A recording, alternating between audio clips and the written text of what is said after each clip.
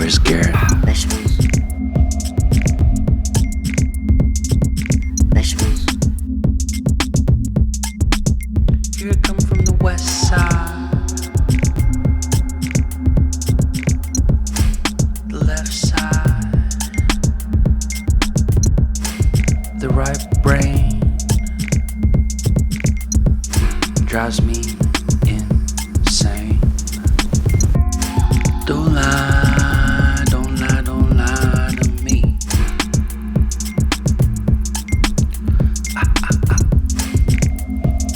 Don't fry, don't fry, don't fry your brain.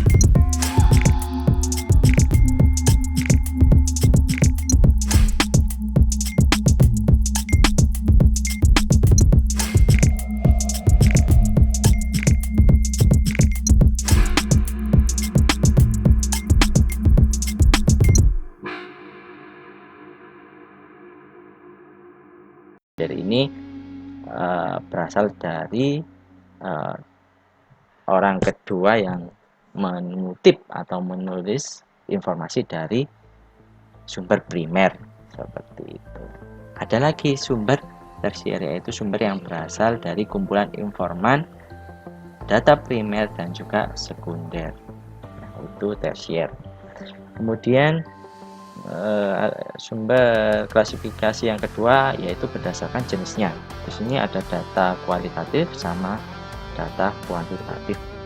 Kalau data kualitatif ini artinya datanya atau bahan atau sumber sejarahnya itu berupa skrip wawancara atau berupa narasi atau kata-kata, misalkan hasil wawancara ini tadi. Nah, itu data kualitatif. Kalau kuantitatif itu datanya berupa angka-angka, ya bisa nominal, misalkan sumber data tentang angka-angka tentang itu tingkat inflasi. Nah, kita tahu pada tahun, contohnya ya pada tahun 1998 kita kan pernah mengalami dampak krisis moneter ya, di mana tingkat inflasi itu atau meningkat ya, bahkan hiperinflasi di atas 100% tingkat inflasi. Nah, data-data di tingkat inflasi itu kan angka-angka. Nah, itu termasuk dalam klasifikasi jenis kuantitatif. Jadi data-datanya itu berupa angka-angka. Seperti itu. Kemudian untuk klasifikasi yang ketiga itu berdasarkan isinya. Nah, isi dari sumber sejarah atau bahannya itu bisa mengandung unsur politik, ekonomi, sosial maupun agama. Kalau sejarah biasanya ya tidak jauh dari keempat unsur ini.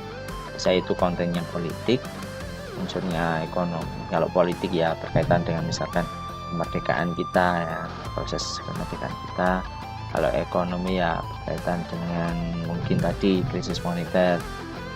Data-datanya itu kan berupa angka-angka yang mengandung unsur ekonomi. Bisa juga sosial dan juga agama. Kemudian untuk unsur yang klasifikasi yang keempat adalah berdasarkan asalnya. Ada dua, yaitu asalnya berasal dari dokumen ilahi dan insani. Kalau ilahi ini berdasarkan wahyu gitu ya, wahyu dari Tuhan, misalkan dari kitab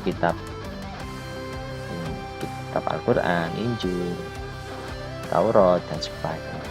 Pokoknya data atau sumbernya itu berasal dari Tuhan.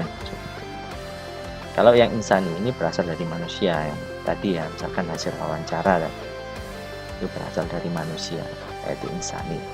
Seperti itu. Nah, itu klasifikasi sumber dalam sejarah. Sebenarnya banyak sih klasifikasi sumber sejarah berdasarkan beberapa unsur-unsur ya. Tapi saya menyarankan 4 ini aja. Ini sudah cukup. Nah, kemudian metode untuk pengumpulan sumber data. Ada 4 metode pengumpulan. Yang pertama tentang kuesioner atau angket, wawancara. Di wawancara ini ada wawancara terstruktur dan tidak struktur. Ada observasi atau pengamatan, di mana observasi ini ada instrumennya yaitu berupa lembar pengamatan. Ada pengumpulan data tentang dokumentasi, ini bisa berupa foto atau buku-buku atau naskah-naskah. Nah, untuk yang metode pertama yaitu kuesioner atau angket. Kuesioner adalah suatu pertanyaan pilihan berupa pilihan ganda atau multiple choice, atau bisa juga essay kepada responden atau objek penelitian tadi tentang informasi yang dibutuhkan. Jadi kuesioner ini ya berupa angket, pertanyaan-pertanyaan yang bisa dijawab oleh responden, narasumber atau objek penelitian. Contohnya bisa kalian lihat di sini. Ini pertanyaan ya,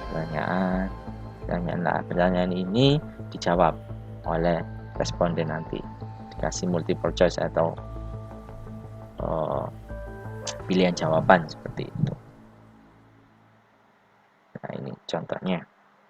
Tentu untuk membuat pertanyaan ini harus disesuaikan dengan indikator penelitian.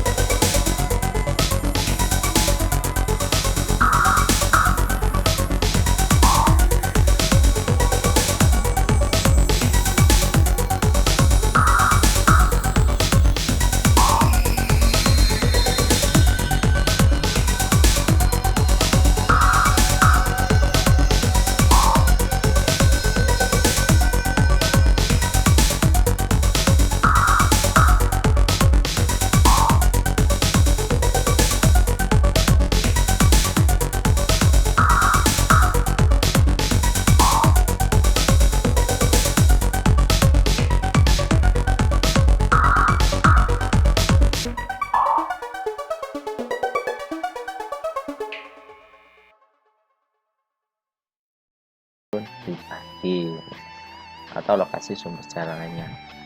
Kalau perpustakaan yang dikelola swasta maupun pribadi ini misalkan perpustakaan di kampus atau dimanapun itu bisa.